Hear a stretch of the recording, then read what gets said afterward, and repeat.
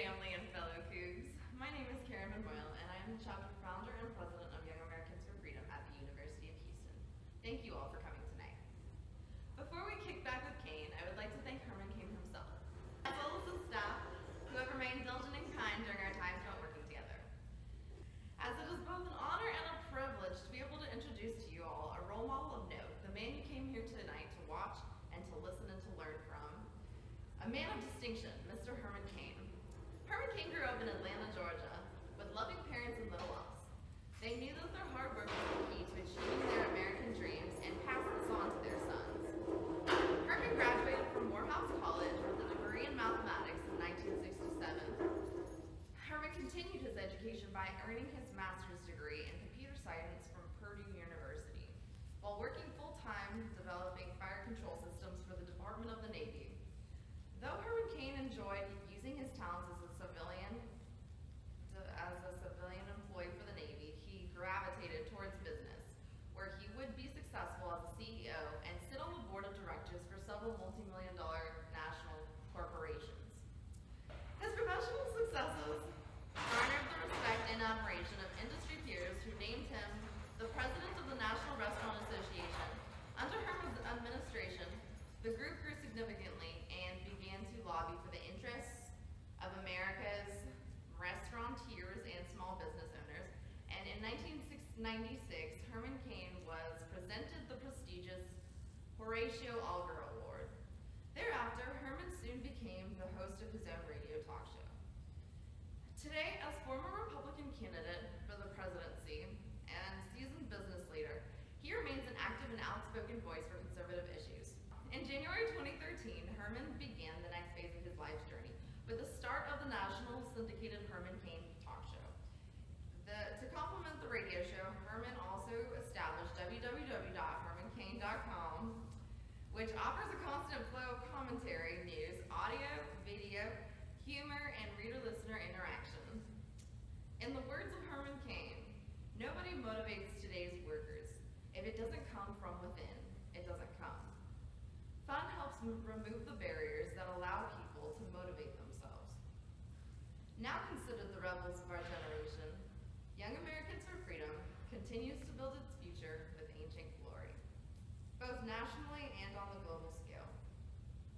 Young America's Foundation is committed to ensuring that increasing numbers of young Americans understand and are inspired by the ideas of individual freedom, a strong national defense, free enterprise, and traditional values. After all, our American values are what earned us our place in the world. As a shining city on the hill, we mustn't take this for granted. Our group not only advocates for the preservation of the spirit of 1776 to be heard and demonstrated throughout our college campuses, we also aim to inspire the notion that all men are created equal, as it is protected under our nation's foundational documents and principled laws. In fact, these laws are practiced freely within the United States, more so than any other country in the world. However, we simultaneously strive to spread the awareness that our inequalities are inherently responsible for making Americans truly thrive. That these contrasting qualities are the key elements which make us Americans work so well together. We should embrace these differences, not suppress them. For they are the gems which make our country so special and so unique. Not to mention, it's what makes the United States sovereign and establishes us as the leader of a global enterprise. We are all equal under the law, and rightfully so.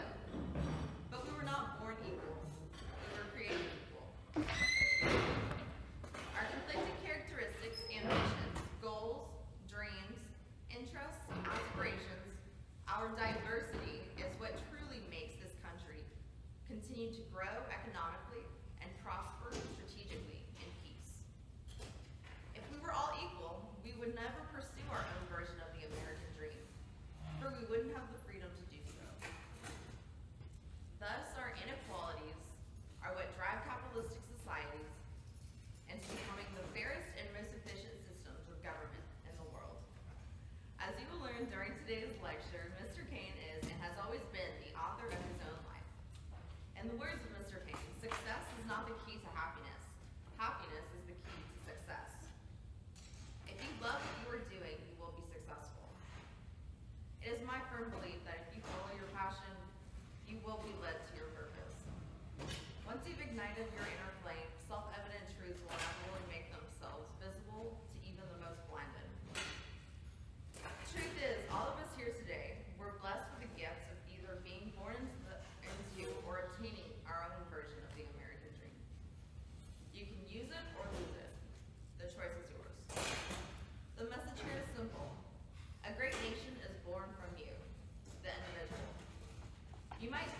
don't have much control, but this is only an illusion. Everything you do in life has a ripple effect. In this case, the origins of this ripple effect take place at the heart of where your life's journey begins, which for the most part is experienced during your college years. The act of forming an opinion is simple. However, forming an opinion based on fact can be quite difficult. This here is the reason that so many have their facts and opinions intertwined to the point of no reason. As American college students, we witness our freedoms promised to us, either at birth or upon U.S. citizenship, slowly becoming obsolete. Thus, the presence of young conservative organizations on campus is vital to the prosperity of Western culture and American traditions. United we stand, Young Americans for Freedom is proud to bring authentic diversity to our university. Please join me in welcoming our guest of honor, established business executive, author, former presidential nominee, and patriot, Mr. Herman Cain. Dr. Mays of Morehouse College used to remind the young men of Morehouse about the importance of having goals and dreams. When he said, let it be borne in mind that the tragedy of life does not lie in not reaching your goals. The tragedy is having no goals to reach for. It's not a calamity to die with dreams unfulfilled, but it is a calamity to have no dreams. Karen talked about the American dream. The American dream is what has allowed this nation to become the greatest nation in the world. Why are we the greatest nation in the world? We have the largest economy in the world that was built over the last 241 years. You have societies that are much older than us, and they're nowhere near the size of our economy. That thing that we call the American dream allows people to go after what they want to do, not what they're told to do by their dictators or their leaders. That's one of the great things about this nation. You can have an American dream. I have had some dreams. I haven't stopped dreaming because I'm still pursuing my definition of the American dream, which is different from a lot of other people. That's okay. Our economy is a little over 22% of the world GDP, gross domestic product. It used to be closer to 25% until previous administration sort of wound it down. Nearly 25% of the world GDP. But we don't have 25% of the world's population. We only have about 4.4% of the world's population. So why are we doing so well with so few? Because of the American dream, and you can be whatever you want to be. You might have to work a little harder, you might have to work a little longer. That's what Mr. Johnson told me when I was in high school. He was my high school math teacher. I'll never forget, he tricked me one day. He said, Herman Cain, in the Southern drawl, I need you to help me wax my vintage car. You know what a vintage car is? An old car. So we went to the park and I helped him wax his car. And during the course of just chatting, he said, Herman Cain, you can be whatever you want to be. You just might have to work a little harder. You might have to work a little longer. And he was right. But in order to achieve your American dream, I am going to share with you 3 tips about how you do that. Number 1, have a dream. Now, you may not know exactly what it is right now, but have a dream. What is it?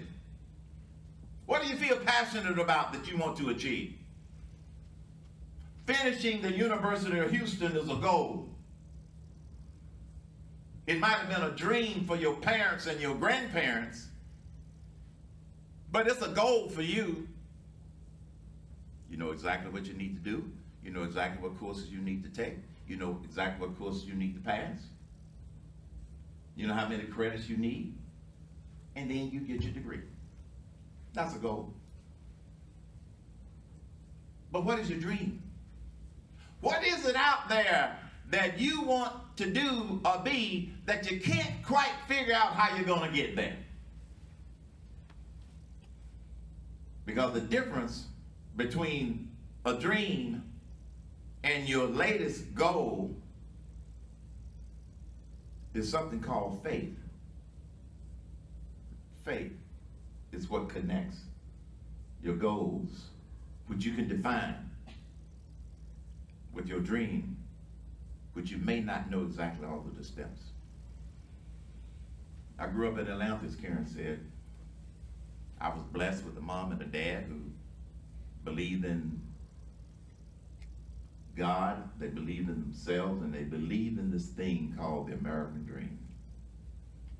Despite the challenges of the 50s and the 60s. I found it rather humorous when Senator Elizabeth Warren the other day felt insulted and that it was a racial slur that the president referred to her as Pocahontas. I said, memo to Senator Warren. If you want to know about racial slurs, come talk to me about the 50s and the 60s. That's no racial slur. It's just another tool that they use to try to distract people. So think about the 50s and the 60s when I was growing up. Graduated from high school in 1963. Civil Rights Act of 1964 was passed in 1964. Voting Rights Act was passed in 1955. You talking about conditions that would suggest that I couldn't achieve my American dream. They were at their highest back then. But did I use that as an excuse? No. Like Mr. Johnson said, you might have to work a little harder, you might have to work a little longer. You deal the debt you were dealt in life. That's the key to having a dream and living your life to achieve your dream. Deal the debt that you were given. So have a dream. What is your dream? Beyond school. Maybe it's to go on to graduate school. Maybe. Chad, now in graduate school. Good. Some people don't know how much education they want to get. When I graduated from Morehouse College in 1967, that was hard for me. And when I graduated from Morehouse College, I told myself, I am never going in another classroom again in my life. This stuff is hard. But then when I went to work for the Department of the Navy, there was a young man there by the name of Robert. He was hired about the same time I was. I was a math major at Morehouse. He was a math major at another school. We both got hired at the same time. I had a bachelor's in math. He had a master's in math. So every time performance time came around, he would get promoted 2 or 3 months before me. So one day I went in and asked my boss, why is Robert getting promoted ahead of me every time? I didn't say it was racism. I didn't take a knee. Know what I mean? It wasn't right. So I asked the question, why does he continue to get promoted 2 or 3 months ahead of me every time? My performance was evaluated as outstanding. His was evaluated as outstanding. Every 3 months. So Wayne finally told me, he said, well, see, he has a master's degree and you don't. Oh, he has a master's degree. But wait a minute, aren't we doing the same job? Yeah. Aren't we both getting evaluated outstanding every quarter? Yeah. But he has a master's degree. In other words, because I didn't have a master's degree, it was used to hold me back. You know what I did? I went and got a master's degree. Purdue University. When I told Wayne I was going to go back to school to get a master's degree, he said, "Where are you going?" I said, "Purdue University." He said, "Do you think you can get into Purdue University? That's one of the most difficult schools in the country." I said, "Yeah." "What are you going to major in?" "Computer science." "Really? It's one of the top computer science schools in the country, and you're going to major in computer science?" "Yep." He said, "Good luck." 12 months later, I got my master's degree in computer science from Purdue University. You want to know why? Because some people didn't think I could. They didn't think I could do it. I just worked a little harder and worked a little longer. And when I left home after graduating from Morehouse, before I decided I had to have a master's degree, my dream was, I want to make $20,000 a year someday, somewhere, doing something for anybody as long as it's legal. And I'll never forget, after I got that master's degree, the Department of the Navy was expanding. We worked on rocket-assisted projectiles, and they had a special new weapon that we were working on for the Navy, the Department of the Navy. I was civil service. I wasn't in the service. And so they were expanding and creating a whole group of people to just work on this project because it was a high priority project for the Navy. And so Wayne called me into his office and said, "Herman, we're expanding." I said, "Yeah, I heard we're going to be expanding." He said, "We're going to create a new division, a new section of our branch. And we are going to promote you to be the supervisory mathematician over about 5 or 6 people to work on this." I said, "Really? What about Robert?" "Well, Robert is doing a good job, but we see some leadership abilities in you that we don't see in Robert." "Well, thank you. I consider that an honor." I said, "Excuse me for being blunt, but what does it pay?" $20,001 a year. You know what my dream was? $20,000 a year. By $1! I had achieved a lifelong dream. If you don't have a dream, how will you know you got there? Is the point. How will you know you got there? Well, after I achieved that dream, I had to have another dream. My next dream was I want to be vice president of something, somebody somewhere, doing something as long as it's legal. You want to know why I wanted to be a vice president? It sounded good. It looked good in the magazines. I used to see people who were vice presidents of corporations in magazines standing on a ski slope with a ski pole, looking like they knew what they were doing. Or on a golf course. I said, I want to be one of those. That looked like the lifestyle that I wanted. But I needed to become a vice president. I couldn't do it working for the Department of the Navy. That's when I went to work for the Coca-Cola company. I didn't become a vice president there. I got recruited to Pillsbury. I started out as a manager, then I was promoted to a director, then I was promoted to a senior director, and then I was promoted to a senior director. Then they made me a senior director. I said, "Can't y'all spell VP?" It ain't that difficult. VP. Eventually, I did reach the VP level at Pillsbury, in charge of all of their technology and administrative systems for corporate in Minneapolis, Minnesota. And they promoted me to VP, and it was somewhat of a surprise over a lot of people who had been there a long time. So I did achieve that VP status. After I achieved that status, did some things, we had some major projects we had to achieve. We achieved them. One of the biggest ones was I was in charge of the Pillsbury World Headquarters building. They were building a new world headquarters. And when I took over, it was behind schedule and over budget. Does that sound familiar? Yes. Behind schedule and over budget. And when I got the job, we finished the project ahead of schedule, below budget. Want to know how we did it? I worked a little harder. and I worked a little longer. And I knew how to engage the people who knew more about it than I did. I never showed up on a job thinking that I had all the answers. My job was to have the right questions and rely upon the people who had the expertise. So we finished ahead of schedule for low budget. And from there, I had another dream. I wanted to become president or something, somebody somewhere, doing anything as long as it's legal. But then I had to make a career change to do it. That's when I went into the restaurant business, working for Burger King. I had to give up my company car in the wintertime in Minneapolis. That ain't easy to do. I had to take a cut in pay. I had to start all over in a restaurant, working on the back end of the broiler, making hamburgers, learning how to do burgers and fries and shakes and whoppers.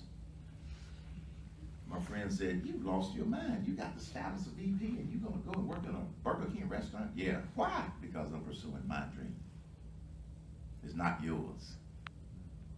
It has to be your dream, not somebody telling you you can't do something because they wouldn't do it. I didn't care what they wouldn't do. I knew what I wanted to do. So eventually I went through the training program, became a VP at Burger King, running the Philadelphia region. The Philadelphia region was one of their regions with about 450 Burger King restaurants. And when I took over the Philadelphia region, they had 10 regions the way they were structured. And the Philadelphia region, relative to all of the metrics, sales, profitability, new store openings, all of the metrics, the Philadelphia region ranked 11th. We had 10 regions. Y'all didn't get the joke, did you? It just went over their head, didn't it? We had 10 regions and this one was ranked 11th. I asked my boss, I said, "Why are we ranked 11th? He said, "Because you're too bad to be the last one. We got to skip over one that doesn't exist." It was that bad. 3.5 years, we were number one in everything. That really pissed some people off. How did I do it? Worked a little harder, worked a little longer. That was my dream. It wasn't somebody else's, it was my dream. And then after I became vice president, I came up with another dream. I want to be president of something for somebody somewhere doing anything as long as it's legal. I didn't know what I was going to be president of.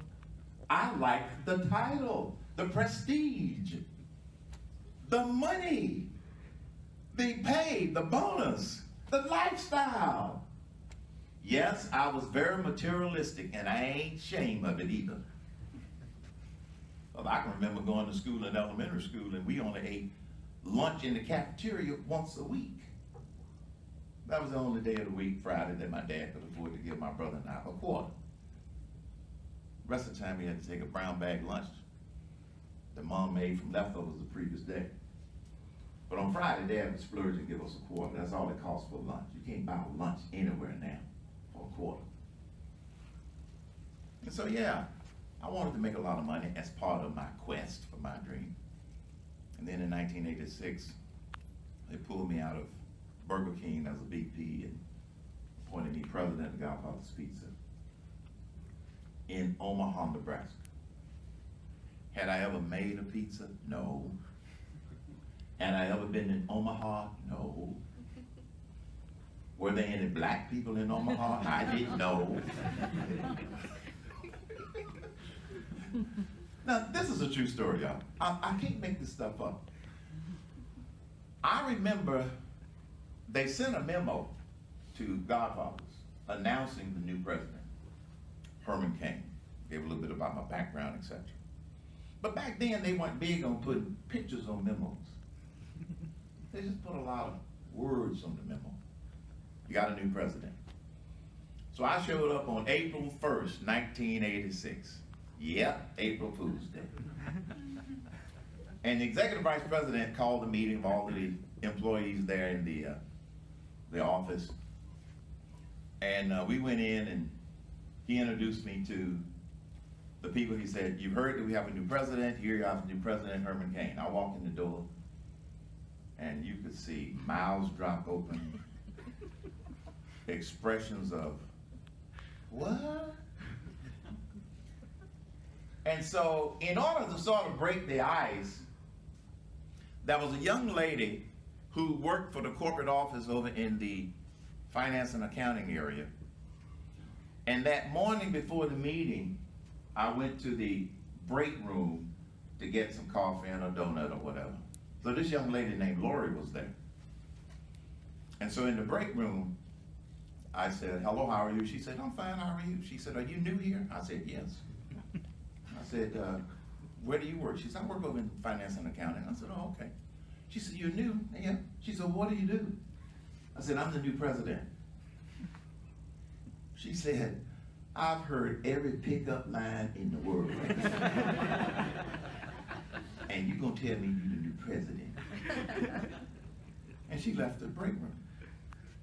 So when I walked into the meeting, I could see this head slowly sliding down behind the seats and under the, I said, Lori, it's me, the new president. She was so embarrassed. I can't make this up. I put it in one of my books. What a story. And that showed the people that I had a sense of humor. Now, Laura didn't like it being at her expense, but I did have a sense of humor. That was my dream. So, one of the other messages about this dream stuff is, one, don't be afraid to set a new dream, or to refocus, or redirect, or redefine. You may not make the right decision the first time, but it's got to be your dream. So that's number two. Don't be afraid to refocus if that one doesn't work out. Because they may not work out. But you got to decide how much you want to put into making that dream work out. It might be your dream. It may not be. And then the third thing about this, first thing, have a dream. Number two, don't be afraid to refocus and reload.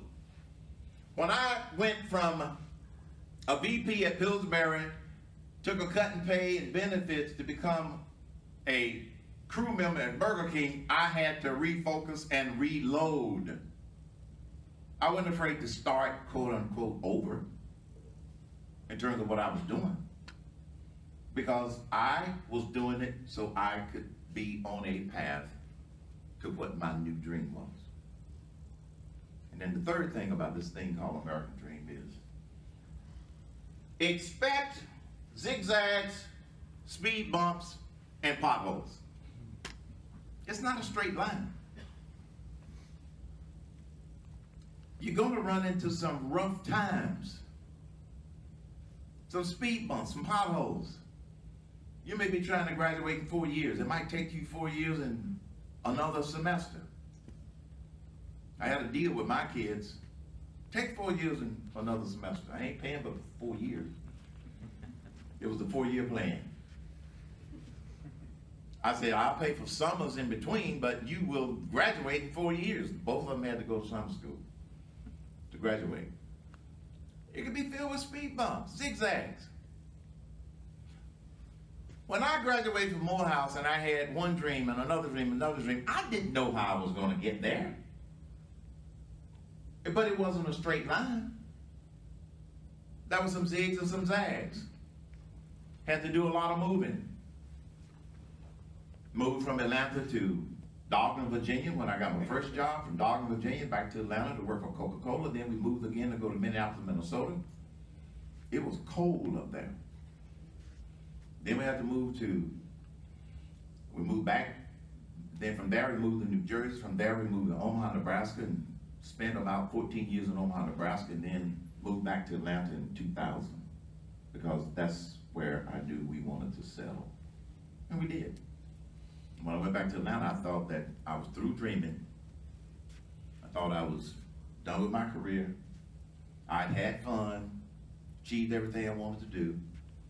And then I had a temporary moment of insanity and ran for president of the United States. I lost my mind. Why? said to myself, I've been able to achieve everything that I wanted to achieve in this great country. Time for me to, I know it sounds cliche-ish, give back. I saw a lot of the problems that we faced.